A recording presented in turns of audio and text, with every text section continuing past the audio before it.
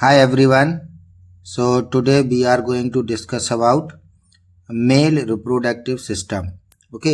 So आज हम देखेंगे मेल रिप्रोडक्टिव सिस्टम का स्ट्रक्चर. ओके. एंड इसमें हम बात करेंगे किस प्रकार से वास्ट डिफरेंस यूरिनरी ब्लैडर के ऊपर असेंड मींस ऊपर लूप बनाती है.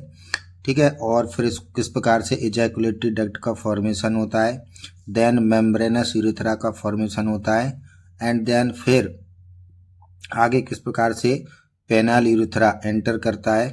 ठीक है. और हम बात करेंगे कोगुलेशन ऑफ सीमेन कि किस प्रकार से मेल की बॉडी में सीमेन का कोगुलेशन होता है. और फिर आफ्टर इंसेमिनेशन जब सीमेन को डिपॉजिट कर देते हैं फीमेल रिप्रोडक्टिव ट्रैक्ट में, तो वहाँ पर किस प्रकार से सीमेन लिक्विफाइज हो जाता है. ओके. तो और हम देखेंगे यहाँ पर आज इस लेक्चर में different types of male accessory reproductive glands. ठीक है. तो उनका सीक्रेशन के बारे में बात करेंगे और फिर हम देखेंगे कि उनका फंक्शन क्या होता है. ओके. तो बने रहिए इस वीडियो में. देखते हैं. तो देखिए मैंने यहाँ पर एक डायग्राम ड्रॉ किया है. ठीक. और वो डायग्राम क्या शो कर रहा है, मेल रिप्रोडक्टिव सिस्टम को शो कर रहा है. ठीक है. तो देखते हैं भाई. यहाँ पर देखिए ये है टेस्टिस. ठीक. अब टेस्टिस के साथ में यहाँ पर ये जो स्ट्रक्चर का फॉर्मेशन किया है इसे हम बोलते हैं एपिडिडाइमस. तो testis along with epididymis called testicle. Okay. अब आप जानते हो एपिडिडाइमस के 3 पार्ट होते हैं. अपर वाला पार्ट जिसे हम बोलते हैं caput means head, middle part को हम बोलते हैं कॉर्पस मीन्स बॉडी, और लोअर जो पार्ट होता है उसे हम बोलते हैं कॉडा. तो अपर पार्ट जो होता है ना एपिडाइमस का, वो हाईली कॉइल्ड होता है. ओके. और एज यू नो एपिडाइमस में स्पर्म का फंक्शनल मैच्योरेशन होता है. Means sperm first time acquires motility in epididymis. Okay. तो यहाँ पर एपिडिडाइमस के अंदर कुछ सेल्स होती हैं और वो सेल्स सीक्रेट करती हैं फ्लूइड्स, और वो फ्लूइड्स के द्वारा sperm become motile means sperm में मोटिलिटी आ जाती है. ओके. बट स्पर्म अपनी मोटिलिटी को यूज नहीं करता है. यूज कहाँ करेगा, फीमेल रिप्रोडक्टिव ट्रैक्ट में. ठीक है. अभी यहाँ पर मोटिलिटी आई है बट 100% मोटिलिटी, ठीक है, मेल के रिप्रोडक्टिव सिस्टम में स्पर्म को नहीं मिलती है. ठीक है. तो यहाँ पर जो हाई मोटिलिटी देखने को कहाँ मिलती है, फीमेल रिप्रोडक्टिव ट्रैक्ट में. जैसे जैसे फीमेल रिप्रोडक्टिव ट्रैक्ट को स्पर्म क्या करेगा, क्रॉस करता जाएगा. ठीक है. जैसे सर्विक्स में पहुंचेगा तो और मोटाइल हो जाएगा, यूट्रस में पहुंचेगा तो फिर और मोटाइल हो जाएगा, और फैलोपियन ट्यूब में हो जाएगा हाइपर मोटाइल. ओके. तो वो तो हम बात करेंगे at the time of fertilization. अभी हम देखते हैं कि किस प्रकार से यहाँ पर डिफरेंट टाइप्स की जो डक्ट होती हैं मेल रिप्रोडक्टिव सिस्टम में, और ग्लैंड्स उनके साथ में किस प्रकार से एसोसिएटेड होती हैं, और कौन कौन सी ग्लैंड्स अपना किस टाइप का सीक्रेशन, ठीक है, यहाँ पर सीक्रेट करती हैं. तो देखिए, तो एपिडाइमस का जो कोडा वाला पार्ट होता है, टेल वाला पार्ट होता है, वही कंटिन्यू किस में हो जाता है, वास्ट डिफरेंस में.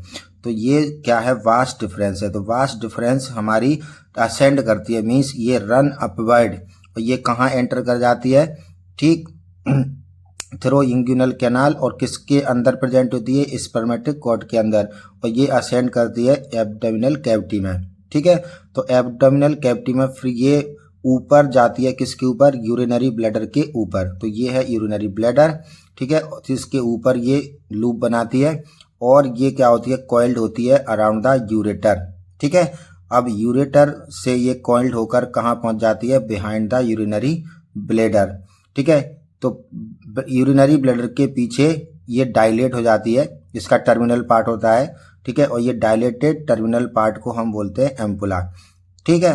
तो primary storage of sperm male की बॉडी में एपिडाइमस होता है, और सेकेंडरी स्पर्म का स्टोरेज मेल की बॉडी में एम्पुला होता है.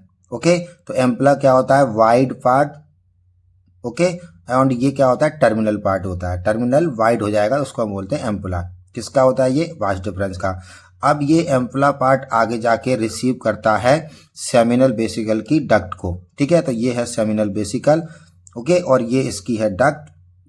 तो वास्ट डिफरेंस रिसीव करता है डक्ट ऑफ सेमिनल वेसिकल और आगे जाके ओपन किस में हो जाता है, ये इजैकुलेटरी डक्ट में। ठीक है, तो यहाँ मेंशन किया ये है इजैकुलेटरी डक्ट, इजैकुलेटरी डक्ट। ठीक है, तो ये नेम यहाँ पर लिखा है सेमिनल वेसिकल डक्ट, तो ये वाली यहाँ से होती है ये। ठीक है, ये है सेमिनल वेसिकल डक्ट। अब जैसे ही इजैकुलेटरी डक्ट आगे प्रोसीड होती है तो फिर ऊपर से एक डक्ट और आती है। ठीक है, तो इस डक्ट को हम बोलते हैं प्रोस्टेटिक यूरेथ्रा। क्यों बोलते हैं, क्योंकि ये ऊपर क्या है, यूरिनरी ब्लैडर है और यूरिनरी ब्लैडर में यूरिन स्टोर होती है और यूरिन जब ये इस पाथ में एंटर करेगी तो इसको हम बोलते हैं प्रोस्टेटिक यूरेथ्रा। ठीक है, तो ये सबसे फर्स्ट पार्ट होता है यूरेथ्रा का। अब इसके यहाँ पर बिलो द यूरिनरी ब्लैडर ये एक ग्लैंड प्रेजेंट होती है जो सिंगल होती है, अनपेयर्ड होती है, उसे हम बोलते हैं प्रोस्टेट ग्लैंड। तो प्रोस्टेट ग्लैंड के अंदर से यूरेथ्रा ट्रेवर्स होता है, मीन्स पार करता है। ठीक है, तो ये जो यूरेथ्रा है ना, प्रोस्टेटिक यूरेथ्रा, वो प्रोस्टेट ग्लैंड के अंदर से पास होता है और फिर ये ज्वाइन करता है इजैकुलेटरी डक्ट को और आगे क्या बना देता है, ये मेम्ब्रेनस यूरेथ्रा। ठीक है, तो मेम्ब्रेनस यूरेथ्रा अब आगे किस में एंटर करता है, पेनिस में, और ये वाला पार्ट है इसको हम बोलते हैं क्या, पेनल यूरेथ्रा। तो पेनल यूरेथ्रा, ठीक है, part of urethra which is present inside the penis body. Okay, और फिर यूरेथ्रा आगे जाके ओपन हो जाता है एक ओपनिंग के द्वारा, उसे हम बोलते हैं यूरेथ्रल मीटस। ओके, तो मेल रिप्रोडक्टिव सिस्टम में 3 ग्लैंड्स होती हैं, उन्हें हम बोलते हैं एक्सेसरी रिप्रोडक्टिव ग्लैंड्स। ठीक है, तो फर्स्ट कौन सी होती है, सेमिनल वेसिकल, जो कहाँ होती है, डोर्सोलैटरल साइड, या बोल सकते हैं हम बिहाइंड द यूरेथ्रा। ठीक है, sorry, behind the urinary bladder. तो यहाँ पर क्या ये साइड व्यू है, तो साइड व्यू में आपको एक ही ग्लैंड दिखेगी, दूसरी ग्लैंड जस्ट इसके पीछे होगी। ओके, तो ये सेमिनल वेसिकल कैसी होती है, पेयर्ड ग्लैंड होती है, मीन्स स्ट्रक्चर में 2 होती है। ठीक है, 2 इन नंबर में होती हैं। ओके, और इनसे जो सीक्रेशन रिलीज होता है ना, उसको हम बोलते हैं सेमिनल फ्लूइड। ओके, अभी हम उसकी भी बात करेंगे सेमिनल फ्लूइड की, कि भाई उसमें क्या क्या केमिकल्स होते हैं। और जो सेकेंड जो होता है ना रिप्रोडक्टिव ग्लैंड, उसे हम बोलते हैं प्रोस्टेट ग्लैंड। तो ध्यान रखना है, प्रोस्टेट ग्लैंड क्या होती है, अनपेयर्ड, मीन्स 1 इन नंबर। ठीक है, सेमिनल वेसिकल होता है पेयर्ड, मीन्स 2 इन नंबर। और जो थर्ड ग्लैंड होती है ना, वो यहाँ प्रेजेंट होती है। ठीक, यहाँ प्रेजेंट होती है मेम्ब्रेनस यूरेथ्रा के दोनों साइड प्रेजेंट होती है। ठीक है, तो 1 यहाँ पर होगी, 1 इस साइड होगी, means both side of membrane urethra. But ये जो ओपन होती है ना, इसकी डक्ट ओपन किस में होती है, पेनल यूरेथ्रा में। ओके, तो इन दोनों ग्लैंड्स को हम बोलते हैं कॉपर्स ग्लैंड। ओके, तो मैं यहाँ लिख देता हूँ, इन ग्लैंड्स को हम बोलते हैं कॉपर्स ग्लैंड। अब ये कहाँ प्रेजेंट है, यूरेथ्रा के लेटरल साइड में, इसीलिए इनको हम बोल देते हैं वल्वो यूरेथ्रल ग्लैंड।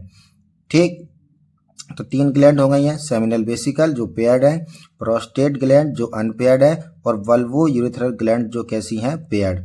तो मेल की बॉडी में जो 3 ग्लैंड हैं उसमें से 2 ग्लैंड तो कैसी हैं, पेयर्ड, और 1 ग्लैंड कैसी है, अनपेयर्ड।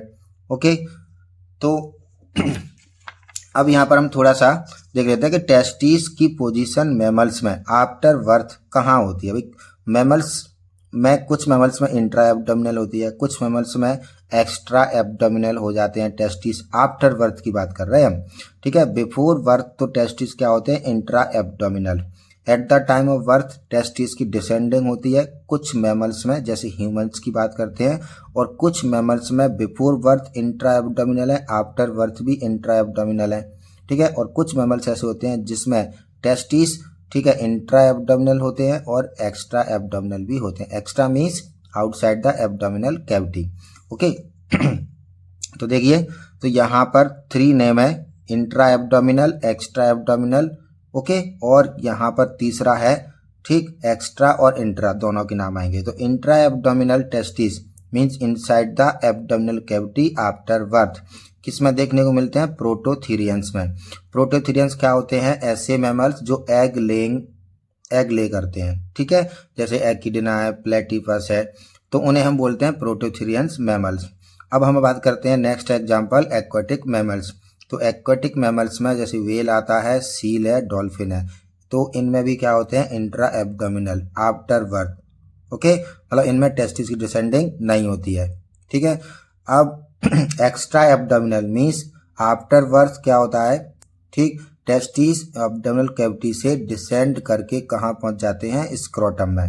ओके, तो जैसे ह्यूमन में देखिए ये है स्क्रोटम, स्क्रोटम डायग्राम हमने ड्रॉ किया है और स्क्रोटम के अंदर क्या है, टेस्टिस प्रेजेंट है, जबकि एब्डोमिनल कैविटी ये ऊपर प्रेजेंट है। तो एब्डोमिनल कैविटी में बिफोर बर्थ होते हैं और आफ्टर बर्थ क्या हो जाते हैं, ये डिसेंड कर जाते हैं, इसीलिए ह्यूमन के केस में कैसे होते हैं, ये एक्स्ट्रा एब्डोमिनल। अब हम बात करते हैं बैट और रैट में।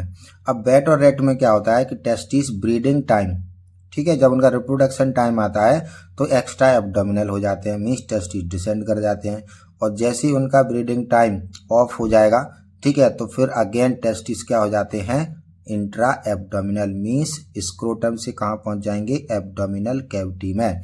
तो नॉन ब्रीडिंग टाइम पे होते हैं इंट्रा और ब्रीडिंग टाइम पे क्या हो जाते हैं, एक्स्ट्रा। ओके, अब यहाँ पर हम बात करते हैं thermo regulation of testis, means testis का थर्मो रेगुलेशन कैसे होता है। अब ह्यूमन की हम बात करेंगे तो ह्यूमन के केस में क्या होता है, टेस्टिस होते हैं extra abdominal, okay, means inside the scrotum present होते हैं। तो थर्मो रेगुलेशन मीन्स क्या होता है, थर्मो मीन्स होता है टेम्परेचर को रेगुलेट करना है। मीन्स ह्यूमन के केस में टेस्टिस को डिसेंड क्यों करवाया जाता है, क्योंकि एब्डोमिनल कैविटी के अंदर मीन्स बॉडी के अंदर टेम्परेचर होता है 37 डिग्री सेल्सियस, कितना होता है, 37 डिग्री सेल्सियस, और स्पर्मेटोजेनेसिस को करवाने के लिए नेसेसरी टेम्परेचर क्या होता है, ठीक है, 2 से लेके 2.5 degree lower temperature than the normal body temperature.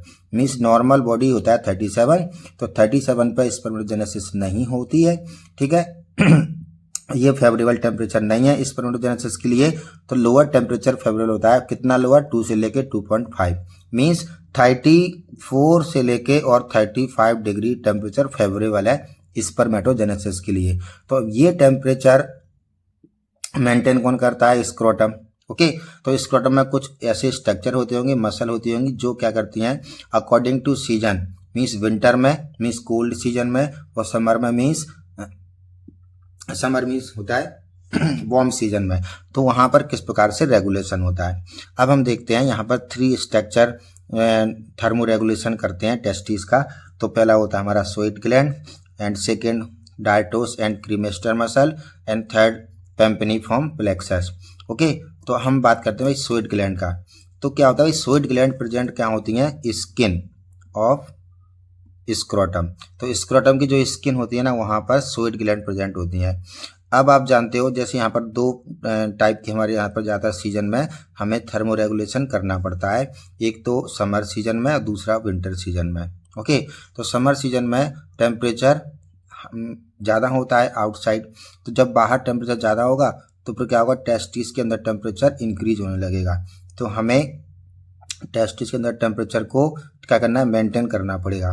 तो यहाँ पर क्या होता है, स्वेट ग्लैंड कहाँ प्रेजेंट होती हैं, स्किन ऑफ स्क्रोटम।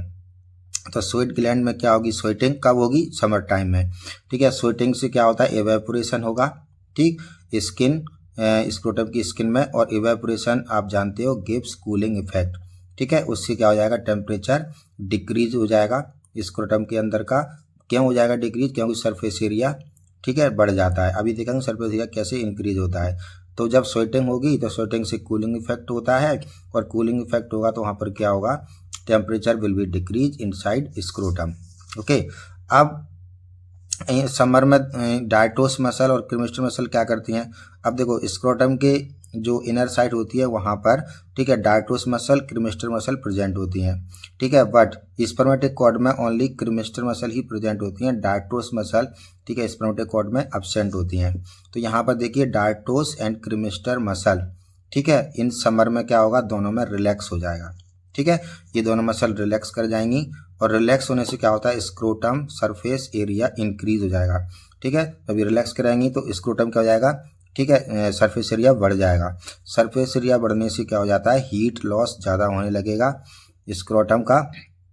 स्क्रोटम में से जब हीट लॉस ज़्यादा होगा तो क्या होगा, फिर temperature will be decrease inside the, ठीक, स्क्रोटम।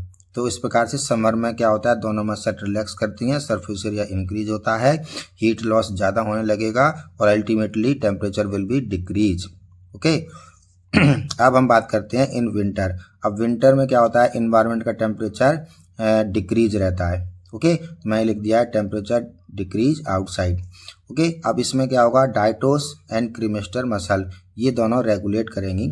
मीन्स क्या होगा, जब बाहर का टेम्परेचर डिक्रीज होगा तो स्क्रोटम के अंदर का टेम्परेचर भी डिक्रीज होने लगेगा। अब डिक्रीज भी नहीं होने देना है, मीन्स हमें इतना मेंटेन करना है 34 से लेके 35। अगर स्क्रोटम का टेम्परेचर बिलो 30 होने लगेगा तब भी स्पर्मेटोजेनेसिस अफेक्टेड हो जाएगी। ठीक, एज पर रिक्वायरमेंट स्पर्म का प्रोडक्शन नहीं होगा, तो हमें एनी हाउ 34 से 35 ही मेंटेन करना है। तो उसके लिए क्या होगा, फिर जब टेम्परेचर डिक्रीज होता है स्क्रोटम के अंदर ड्यूरिंग विंटर सीजन में, तो डाइटोस मसल और क्रीमेस्टर मसल में कॉन्ट्रैक्शन होगा, ये कॉन्ट्रैक्टेड रहती हैं। ठीक है, दोनों में कॉन्ट्रैक्शन होने से, ठीक है, डाइटोस मसल में कॉन्ट्रैक्शन होने से जो स्क्रोटम की स्किन है वो रिंकल्ड हो जाएगी और सरफेस एरिया डिक्रीज हो जाएगा। रिंकल्ड होने से मीन्स सिकुड़ जाती है। ठीक है, तो सरफेस एरिया डिक्रीज हो जाएगा of scrotum. Surface area decrease होने से क्या होगा, हीट लॉस कम होगा और हीट लॉस जब कम होगा तो टेम्परेचर अंदर क्या रहेगा, मेंटेन रहेगा। ठीक है, डिक्रीज नहीं हो पाएगा इनसाइड द स्क्रोटम। और क्रीमेस्टर मसल प्रेजेंट कहाँ होती हैं, ठीक है, inner lining, inner side of the scrotum. और कहाँ प्रेजेंट होती हैं ये, स्पर्मेटिक कॉर्ड में।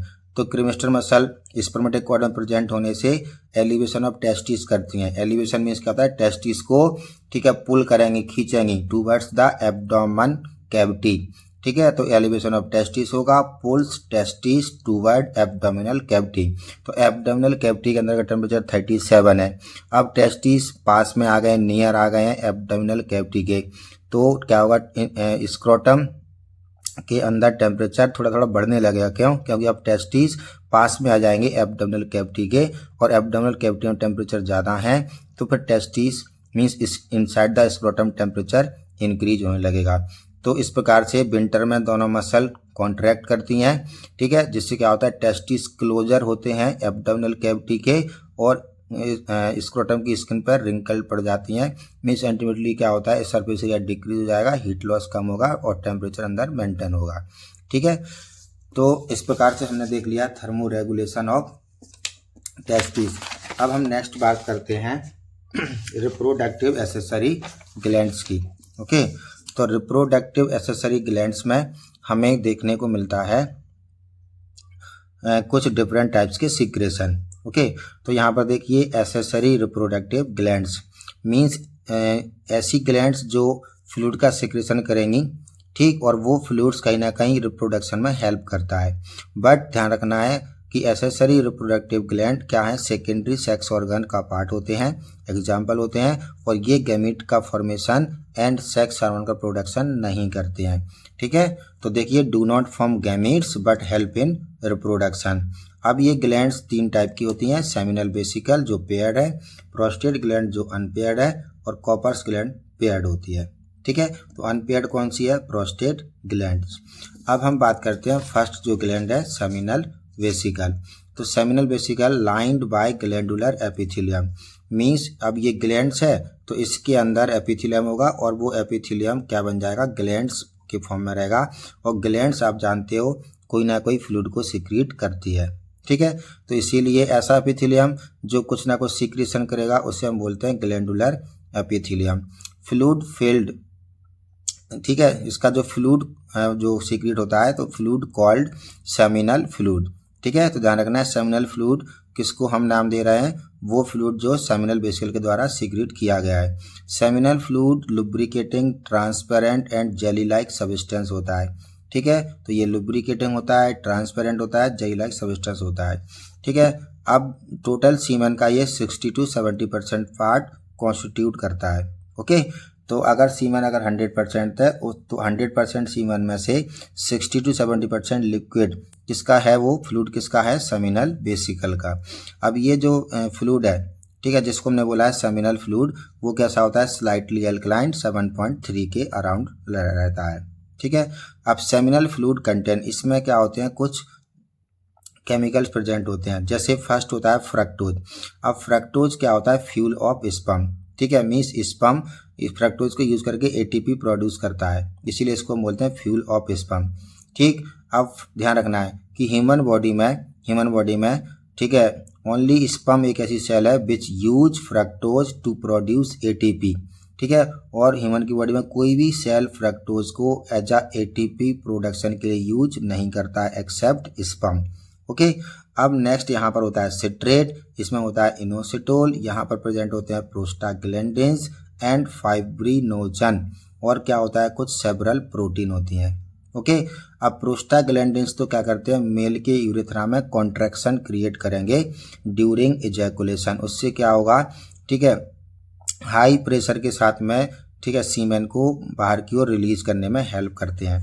तो ध्यान रखना प्रोस्टाग्लैंडिन्स, ठीक है, जो यूरेथ्रा होता है मेल का, उसकी जो लाइनिंग होती है मसल प्रेजेंट होती हैं उस यूरेथ्रा की वॉल में, और वहाँ पर ये प्रोस्टाग्लैंडिन क्या करते हैं, कॉन्ट्रैक्शन, और कॉन्ट्रैक्शन होने से मेल के यूरेथ्रा में क्या होता है, सीमेन फोर्सफुली बाहर की ओर इजेक्ट होने लगता है।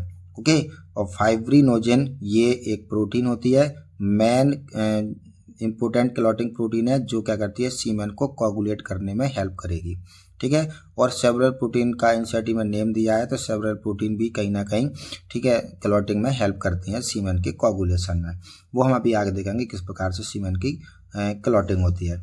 जो नेक्स्ट ग्लैंड होती है प्रोस्टेट ग्लैंड।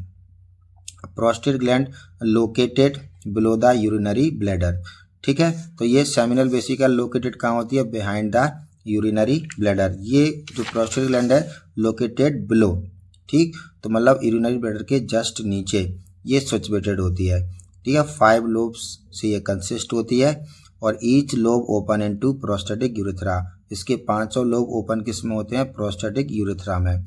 अब ये प्रोस्टेट ग्लैंड सीक्रेट करती है स्लाइटली एसिडिक प्रोस्टेटिक फ्लूइड। अब देखिए कहीं पर क्या होता है, एल्कलाइन मेंशन होता है प्रोस्टेटिक फ्लूइड, और कहीं पर आपका एसिडिक मेंशन होता है, ठीक है, तो कंफ्यूज नहीं होना है, अलग अलग बुक्स में अलग अलग टाइप का दिया है, ठीक। तो अब हम बात करते हैं प्रोस्टेटिक फ्लूइड कैसा होता है, ठीक, तो मिल्की होता है, थिक होता है, स्टिकी और जेली लाइक होता है। अब ये जो मिल्की होता है ना, तो सीमेन का जो milky appearance due to prostatic fluid, ठीक है, तो सीमेन का जो मिल्की अपीयरेंस है वो किसके कारण है, ड्यू टू प्रोस्टेटिक फ्लूइड, ये याद रखना है, इसीलिए यहाँ पर लिखा है मिल्की, ठीक। मेक्स 30% ऑफ सीमेन में इसका कंट्रीब्यूशन कितना होता है, 30%। अब ये हेल्प करता है किसमें, स्पर्म एक्टिवेशन में, ठीक, मीन्स जो मोटिलिटी है वो तो मिलती है कहाँ पर, ईपीडीडाइमस में, लेकिन वहाँ पर 100% मोटिलिटी स्पर्म गेन नहीं करता है, तो थोड़ी बहुत मोटिलिटी को इनहेंस कौन करता है, प्रोस्टेटिक फ्लूइड। ओके, अब इसके अंदर क्या क्या होता है ये बहुत इंपॉर्टेंट है, इसमें होता है सिट्रिक एसिड। अब सिट्रिक एसिड को भी स्पर्म एटीपी प्रोड्यूस करने में हेल्प करता है थ्रू क्रेब्स साइकिल। ओके, इसमें होते हैं क्या, कैल्शियम आयंस, इसमें होते हैं फॉस्फेट आयंस, ये कहीं ना कहीं स्पर्म को एक्टिवेट करने में हेल्प करते हैं, मीन्स स्पर्म एक्टिवेशन के लिए रिस्पॉन्सिबल कौन है, कैल्शियम एंड फॉस्फेट आयंस। इसमें होते हैं क्लॉटिंग एंजाइम, जो सीमेन को कोगुलेट करने में हेल्प करेंगे, और इसमें होता है प्रोफाइब्रिनोलाइसिन, जो फीमेल के रिप्रोडक्टिव ट्रैक्ट में कोगुलेटेड सीमेन को लिक्विड में चेंज कर देते हैं, मीन्स उसका लिक्विफिकेशन ऑफ कोगुलेटेड सीमेन कौन करवाता है, प्रोफाइब्रिनोलाइसिन। ओके, और यहाँ पर क्या प्रेजेंट होता है, एक इम्पोर्टेंट प्रोटीन जिसे हम बोलते हैं प्रोस्टेट स्पेसिफिक एंटीजन, शॉर्ट में बोलते हैं PSA। अब ये PSA हेल्प करता है सीमेन के कोगुलेशन में। जो नेक्स्ट ग्लैंड है हमारी वो है कॉपर्स ग्लैंड, ठीक है, तो Cowper's gland located lateral side of membranous urethra but open into penile urethra, ठीक है, तो मेम्ब्रेनस यूरेथ्रा के दोनों साइड ये प्रेजेंट होती है, और ये ओपन होती है किसमें, पेनाइल यूरेथ्रा में, ठीक है। इसे हम बोलते हैं also called bulbo urethral gland, क्योंकि ये बल्ब जैसा इसका शेप होता है, और ये यूरेथ्रा के दोनों साइड प्रेजेंट होती है, इसलिए नेम दे दिया बल्बो यूरेथ्रल ग्लैंड। अब ये secret transparent slimy and jelly like fluid, ठीक है। अब ये कैसा होता है, इसका फ्लूइड स्लाइटली एल्कलाइन होता है, स्लाइटली एल्कलाइन मीन 7.2 के लगभग होता है। अब फ्लूइड क्या करता है कि ड्यूरिंग कॉपुलेशन क्या होता है, जो पेनाइल यूरेथ्रा है, ठीक, वो कैसा होता है, एसिडिक होता है, ठीक, तो स्पर्म एसिडिक कंडीशन में सर्वाइव नहीं कर पाते हैं। ठीक है, तो बिफोर इजैकुलेशन ये जो कॉपर्स ग्लैंड का जो फ्लूइड है वो क्या करेगा, डिस्ट्रॉय, ठीक, this fluid destroy acidity of urethra. ठीक, मीन्स मेल में जो यूरेथ्रा होता है, यूरेथ्रा कैसा होता है, एसिडिक होता है, तो यूरेथ्रा की जो एसिडिक कंडीशन है उसको डिस्ट्रॉय करेगा, मीन्स न्यूट्रलाइज करेगा। ठीक, acidic pH of urethra male में, and also helps in lubrication of the penis. अब ये जो फीमेल रिप्रोडक्टिव ट्रैक्ट होता है, मीन्स वेजाइना होती है, वहाँ पर भी एसिडिक इन्वायरमेंट देखने को मिलता है। तो ड्यूरिंग कॉपुलेशन, ठीक है, कॉपर्स ग्लैंड का सीक्रेशन, ठीक है, कहाँ एंटर करता है, वेजाइना में, वहाँ पर भी एसिडिक इन्वायरमेंट को न्यूट्रलाइज करता है। ठीक है, तो ये एसिडिक इन्वायरमेंट को न्यूट्रलाइज मेल के यूरेथ्रा में भी करता है before ejaculation means during copulation, और एज वेल एज फीमेल के वेजाइना को भी न्यूट्रलाइज करेगा। ठीक है, during copulation and before ejaculation. Okay, और यहाँ पर क्या होता है, लुब्रिकेशन ऑफ पेनिस भी कौन करता है, कॉपर्स ग्लैंड। अब हम बात करते हैं कि सीमेन, व्हाट इज सीमेन, और सीमेन का कंपोजिशन क्या होता है। तो देखिए, sperms plus accessory reproductive glands fluid, means accessory reproductive glands के जो फ्लूइड्स होते हैं और उसमें जब स्पर्म प्रेजेंट होंगे, ठीक है, इन सभी ग्लैंड्स के फ्लूइड्स, और उसमें आपने स्पर्म को मिक्स कर दिया तो क्या बन जाएगा, वो सीमेन। अब ये जो वॉल्यूम होता है, ह्यूमन मेल इजैकुलेट, ठीक, ह्यूमन मेल इजैकुलेट, ठीक है, 3 to 5 ml सीमेन, ठीक, eight the time of ejaculation. Okay, pH कितना होता है इसका, ठीक है, 7.3, मीन्स कैसा होता है, एल्किलाइन, स्लाइटली एल्किलाइन। ठीक है, चलिए अब हम बात करते हैं नॉर्मल स्पर्म काउंट। ठीक है, तो नॉर्मल स्पर्म काउंट हम कैलकुलेट करते हैं, 1 ml semen contain how many sperm. ठीक है, तो यहाँ पर क्या होगा, 1 ml 20 to 120 मिलियन स्पर्म, ठीक है, पर ml सीमेन में अगर प्रेजेंट है, मीन 20 मिलियन से कम नहीं होने चाहिए। ठीक है, तो 20 to 120 जो रेंज रहता है ना, तब अगर इतना है कि 20 से कम नहीं है, ठीक है, और 120 प्रेजेंट है या मोर देन 120 प्रेजेंट है, 1 ml में 20 to 120 अगर प्रेजेंट होंगे तो बोलते हैं नॉर्मल स्पर्म काउंट है। ठीक है, अगर मान लीजिए 1 ml में लेस देन 20 मिलियन स्पर्म का प्रेजेंस देखने को मिलता है तो उसे हम बोलते हैं ओलिगोस्पर्मिया। ठीक है, और इस केस में हम मेल को बोलते हैं, ठीक है, इनफर्टाइल। तो लेस देन 20 मिलियन पर ml अगर हमें सीमेन स्पर्म की क्वांटिटी देखने को मिलती है सीमेन में तो हम बोलते हैं ओलिगोस्पर्मिया। ठीक है, अगर मान लीजिए सीमेन में क्या है, एब्सेंस ऑफ स्पर्म इन सीमेन, अगर सीमेन में स्पर्म एब्सेंस है तो उस केस को हम बोलते हैं एजूस्पर्मिया। ओके, ए मीन्स क्या होता है, एब्सेंट, जू मीन्स क्या होता है, एनिमल, मीन्स स्पर्म क्या है, एनिमल की ही सेल है। ठीक है, तो इसीलिए एजूस्पर्मिया मीन्स एब्सेंस ऑफ स्पर्म्स इन सीमेन। और एक होता है एस्थेनोस्पर्मिया। एस्थेनोस्पर्मिया मीन्स क्या होता है, जहाँ पर सीमेन में बहुत, मतलब सीमेन में स्पर्म रिड्यूस मोटिलिटी वाले अगर प्रेजेंट होंगे, ओके, तो reduce motility of sperms present in semen, तो उस कंडीशन को हम बोलते हैं एस्थेनोस्पर्मिया। ओके, तो इस प्रकार से हमने, और एक कंडीशन और होती है जिसे हम बोलते हैं ट्रेटोस्पर्मिया। एक कंडीशन को हम क्या बोलते हैं, ट्रेटोस्पर्मिया। ट्रेटोस्पर्मिया मीन्स क्या होता है, एबनॉर्मल शेप, ठीक है, एंड साइज ऑफ स्पर्म। ठीक है, तो जब स्पर्म का एबनॉर्मल शेप या साइज हो, मीन्स कभी कभी क्या होता है, कुछ स्पर्म के 2 हेड होते हैं, 2 टेल होती हैं। ठीक है, तो उस केस में हम बोलते हैं कि वो स्पर्म कैसे हैं, ट्रेटोस्पर्मिया शो कर रहे हैं। ठीक है, तो अब ये जो एबनॉर्मल स्पर्म है, ठीक है, रिड्यूस मोटिलिटी वाले स्पर्म है, ठीक है, ये सब किस में आते हैं, ठीक है, इनफर्टिलिटी कंडीशन में हम इनको इंक्लूड करते हैं। क्यों, क्योंकि ये जो रिड्यूस मोटिलिटी स्पर्म है वो unable to fertilize ovum at the time of fertilization. ठीक, ट्रेटोस्पर्मिया वाले जो स्पर्म होते हैं, ठीक है, these type of sperm also unable to fertilize ovum, ठीक, ड्यूरिंग फर्टिलाइजेशन। ठीक है, तो इस प्रकार से हमने देख लिया है कम different types of accessory reproductive glands. अब हम बात करेंगे